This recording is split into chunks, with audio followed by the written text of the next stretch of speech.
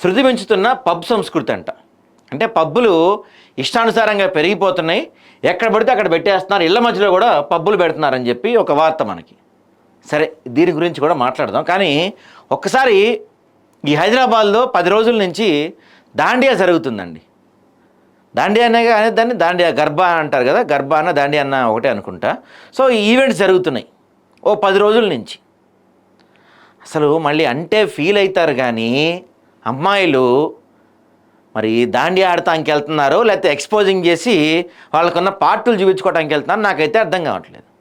మీరు అనొచ్చు ఒక మహిళల గురించి మీరంత మాట్లాడటం కరెక్ట్ కాదని మీరు అనొచ్చు, కానీ ప్రతి వీధిలో, ప్రతి సందులో, ప్రతి గల్లీలో, ప్రతి చోట దుర్గమ్మలను పెట్టారా?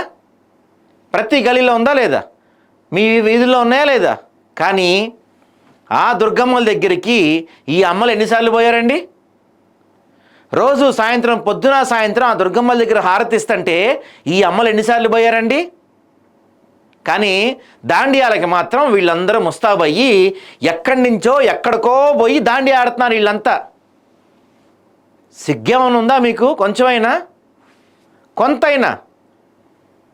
అవి దాండియా ఈవెంట్స్లా లేవా జరిగేవి?